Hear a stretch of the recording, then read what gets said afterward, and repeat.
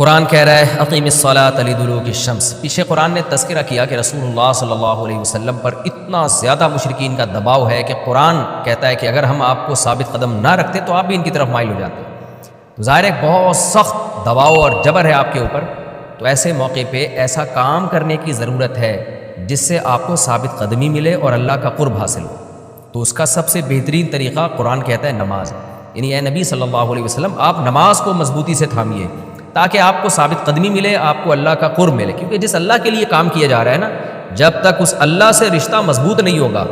تو اس کام میں آپ ثابت قدم نہیں رہ سکتے۔ اور اللہ سے رشتہ مضبوط کرنے کا سب سے بڑا ذریعہ نماز ہے، اس لیے قرآن کہتا ہے اقیم الصلاۃ، آپ نماز قائم کیجئے لدلوک الشمس، سورج کے ڈھلنے کے وقت۔ سورج کب ڈھلتا ہے؟ جب بالکل بلندی پہ جا کے ڈھلنا شروع ہوتا ہے تو ظہر کا وقت شروع ہوتا ہے، الی غسق اللیل، رات کے اندھیروں تک، یعنی اس میں 4 نمازیں آ گئیں۔ سورج جب ڈھلتا ہے نا بالکل بلندی پر ہوتا ہے، تھوڑا سا ڈھلتا ہے ظہر کا وقت، مزید ڈھلان پیدا ہوتی ہے عصر کا وقت، مزید ڈھلتا ہے مغرب کا وقت، اور پھر الی غسق اللیل، سورج تو غائب ہو جاتا ہے مغرب کے بعد، پھر رات کے اندھیرے میں یعنی عشاء کا وقت، وقرآن الفجر، اور فجر کے وقت میں، فجر کی تلاوت کے وقت میں۔ تو قرآن میں اشارہ کر دیا کہ اصل تلاوت کا وقت ہے ہی فجر کا۔ آج بعض اماموں کو ہم نے دیکھا فجر میں بڑی مختصر تلاوت کرتے ہیں، یہ بالکل غلط ہے۔ سنت ہے فجر میں طوال مفصل، یعنی سورہ حجرات سے لے کے سورہ بروج تک کی جو لمبی لمبی صورتیں ان کو تلاوت کیا جائے۔ تو فجر کے قرآن کے وقت بھی آپ نماز قائم کیجئے۔ ان قرآن الفجر، بے شک فجر کا جو قرآن ہے، فجر میں جو تلاوت ہے، کان مشہودا، اس میں حاضر ہوتے ہیں۔ کون حاضر ہوتے ہیں؟ حدیث سے پتہ چلتا ہے فرشتے۔ فجر کا وقت اتنا مبارک وقت ہے جب اس میں امام صاحب قرات کرتے ہیں اور لوگ ہاتھ باندھ کے پیچھے امام کی قرات سنتے ہیں، ایک خاص سکینت نازل ہوتی ہے اللہ کی طرف سے، اور فرشتے بھی اس تلاوت میں نازل ہوتے ہیں۔ صحیح حدیث سے یہ بات ثابت ہے کہ فرشتے جو تبدیل ہوتے ہیں نا ان کے آنے جانے کا وقت، اور فجر اور عصر میں ہے۔ جو فجر میں فرشتے آتے ہیں انسان کی حفاظت کے لیے، لہو معقبات من بین یدیہ ومن خلفہ یحفظونہ من امر اللہ، بہت ساری مخلوق اس کائنات میں ایسی ہے جہاں تک سائنس نہیں پہنچی، اور ہو سکتا ہے قیامت تک پہنچ ہی نہ سکے، وہ انسان کی عقل سے بالاتر ہے وہ مخلوق، اور یہ بھی ممکن ہے پہنچ جائے سائنس ترقی کر کے۔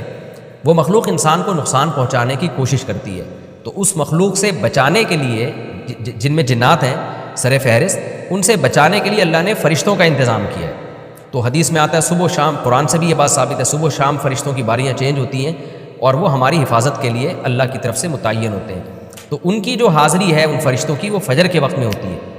اور یہ بھی حدیث سے ثابت ہے کہ بہت سے فرشتے صرف تلاوت سننے کے لیے زمین پہ اترتے ہیں۔ تہجد کے بارے میں حدیث میں آتا ہے کہ جب کوئی شخص تہجد میں قرآن کی تلاوت کرتا ہے تو فرشتے آنا شروع ہوتے ہیں اور اس کے جو ہے نا لبوں پہ اپنے منہ کو رکھ لیتے ہیں اس کی تلاوت کو چکھنے کے لیے۔ اتنا فرشتوں کو لطف محسوس ہوتا ہے تہجد کی تلاوت میں، اور پھر وہ تانتا بناتے بناتے جو ہے نا ایک دوسرے پہ سوار ہوتے ہوتے آسمان کی بلندیوں تک پہنچ جاتے ہیں۔ تو فجر کی نماز میں بھی یہ فضیلت ہے۔ تو آگے اللہ فرماتے ہیں کہ اللہ نے فجر کی نماز کی فضیلت کو بیان کیا، آگے اللہ فرماتے ہیں وَمِنَ اللَّيْلِ، یہ تو 5 نمازیں ہو گئیں، یہ تو ساری امت پہ فرض ہیں، لیکن رات کے کچھ حصے میں فَتَہَجَّدْ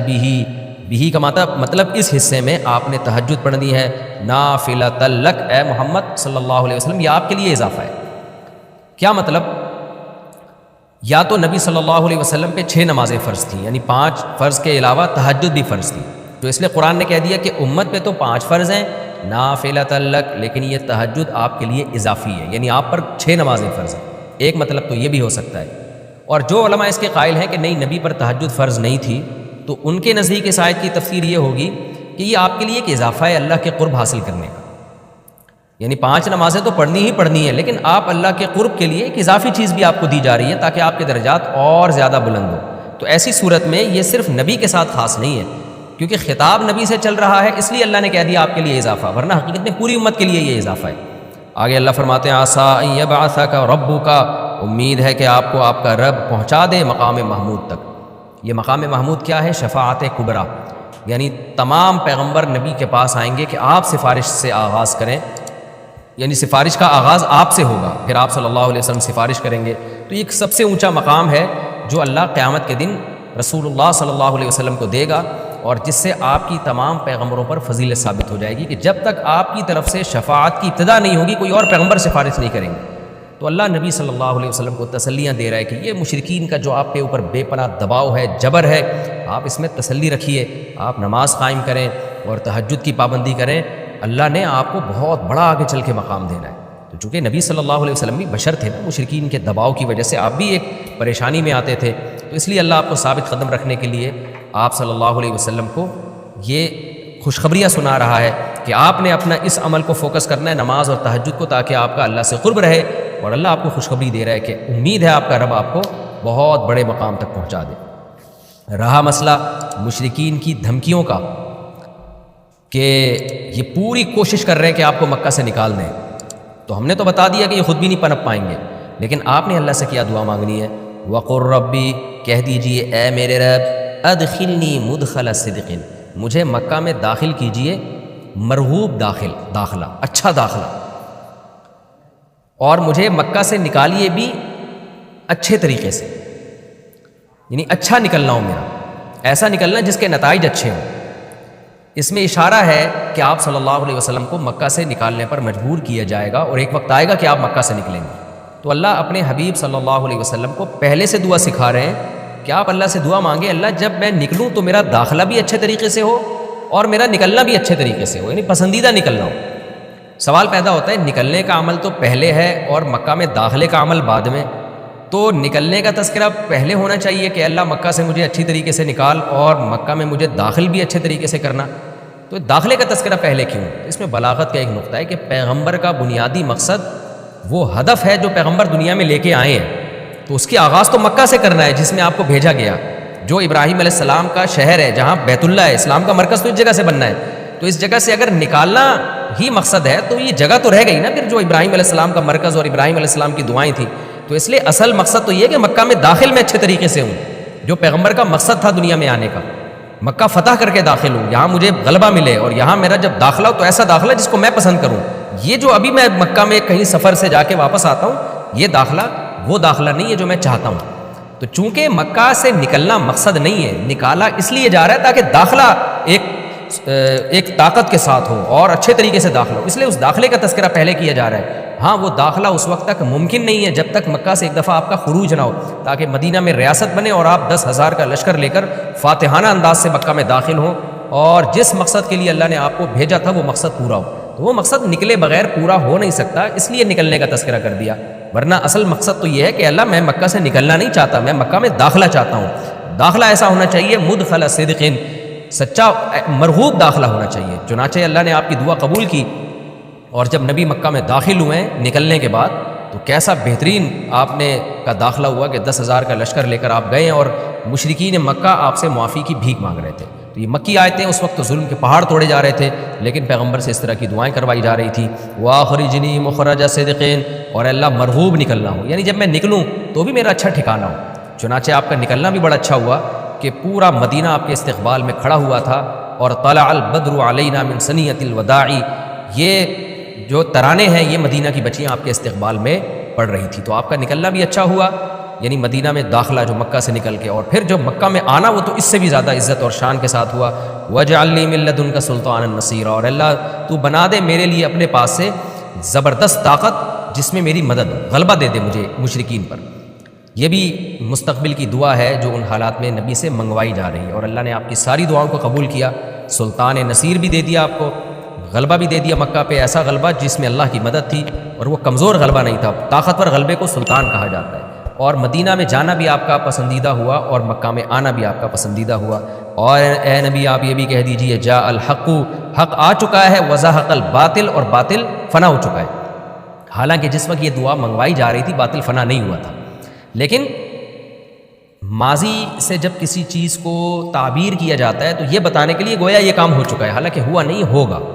لیکن نبی کی زبان سے نکلوایا جا رہا ہے کہ آپ مشرکین میں اعلان کر دیں کہ بس یہ کام ہو چکا ہے، حق آ گیا، باطل ختم، اور یعنی ہوگا تو فیوچر میں، لیکن گویا ابھی ہو چکا ہے۔ اتنا یقینی ہے کہ میں تمہیں اس کی پہلے سے خبر دے چکا ہوں کہ باطل اب پنپنے نہیں پائے گا، کیونکہ حق اب آ چکا ہے۔ ان الباطل کان زہوقا، اور باطل تو ہے ہی فنا ہونے والی چیز، جب حق آتا ہے تو باطل فنا ہو جاتا ہے۔ نبی صلی اللہ علیہ وسلم جب مکہ مکرمہ میں داخل ہوئے نا، تو آپ بتوں کو چھڑیوں سے گراتے تھے، چھڑی سے مکہ میں داخل ہو کے 360 بت کو ایک ایک کر کے چھڑی مارتے تھے، اور وہ بت الٹے لڑکتے تھے۔ تو آپ اس موقع پر یہ آیت پڑھ رہے تھے کہ جاء الحق وزہق الباطل ان الباطل کان زہوقا۔ کیا کیفیات بنتی ہوں گی صحابہ کی اور پیغمبر کی اس وقت کہ جو خوشخبری ان کو 13 سال پہلے دی گئی تھی، کئی سال پہلے دی گئی تھی اور یقینی دی گئی تھی کہ یہ ہو چکا، تو اللہ نے اپنی آنکھوں سے دکھا دیا کہ کیسے بتوں کو بیت اللہ سے نکالا جا رہا ہے اور اللہ کے گھر کو کیسے شرک سے پاک کیا جا رہا ہے۔ وَنُنَزِّلُ مِنَ الْقُرْآنِ مَا هُوَ شِفَاءٌ وَرَحْمَةٌ لِّلْمُؤْمِنِينَ، اور قرآن کہہ رہا ہے ہم قرآن نازل کرتے ہیں جس میں مومنین کے لیے شفا ہے، یعنی اے نبی آپ کی تسلی کے لیے اور بھی ہم بتائیں آپ کو کہ ہم یہ جو آیتیں نازل کر رہے ہیں نا، اس میں مومنین کو بھی شفا مل رہی ہے، ان کی اصلاح ہو رہی ہے شرک سے اور برے عقیدوں سے،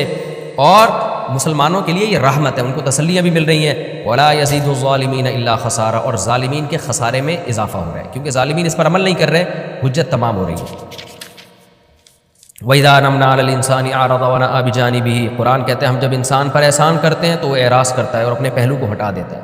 نعمت ملنے کے بعد بجائے اللہ کے قریب ہونے کے اللہ سے دور ہوتا ہے۔ وَإِذَا مَسَّهُ الشَّرُّ، اور جب انسان کو کوئی مصیبت پہنچتی ہے كَانَ يَئُوسًا، تو مایوس ہونے لگتا ہے، یعنی انسان کے بارے میں شکایت کی جا رہی ہے کہ اس کا اللہ پر ایمان نہیں ہے۔ پیغمبر کا مقصد ہے اللہ سے جوڑنا، تو یہ جو مشرکین ہیں جو اللہ کو نہیں مانتے، یہ خوشیوں میں بھی اللہ کو بھولتے ہیں اور غم میں بھی اللہ کو بھولتے ہیں، اسباب کو دیکھتے ہیں۔ لہٰذا جب اسباب کو آپ دیکھتے ہو اور پریشانی آتی ہے تو اسباب بتا رہے ہوتے ہیں پریشانی دور نہیں ہو سکتی، تو مایوس ہونے لگتے ہیں، ڈپریشن میں جاتے ہیں، اور جب خوشی آتی ہے تو اپنا کمال سمجھتے ہیں، لہٰذا اترانے لگتے ہیں اور خدا سے دور ہو جاتے ہیں۔ تو اے نبی ان سے کہہ دیجئے کل یعمل علی شاکلتہ، ہر شخص اپنی نیچر کے مطابق عمل کر رہا ہے۔ اچھے لوگ کیا کرتے ہیں کہ جب انہیں خوشی ملتی ہے تو شکر ادا کرتے ہیں، اور غم آتا ہے تو مایوس نہیں ہوتے، ان کو پتہ ہے غم اللہ دور کر سکتا ہے۔ فربکم اعلم، تمہارا رب خوب جانتا ہے بمن هو اہدی سبیلا، کون ان دونوں فریقوں میں سیدھے راستے پر چل رہا ہے، جو غموں میں مایوس ہو اور خوشیوں میں اترانے لگے خدا سے دور ہو جائے، وہ گمراہی والے راستے پر ہے، اور جو خوشیوں میں اللہ کے قریب آئے شکر ادا کرے اور غموں میں بھی اللہ کے قریب آئے کہ غم کو اللہ ہی دور کر سکتا ہے، مایوس نہ ہو، یہ سیدھے راستے پر ہے۔ اللہ خوب جانتا ہے کون سیدھے راستے پر ہے، یعنی اس میں اللہ نے اشارہ دے دیا کہ یہ لوگ سیدھے راستے پر ہے، تو ہمیں ایسا بننا چاہیے۔ یہ ہمارا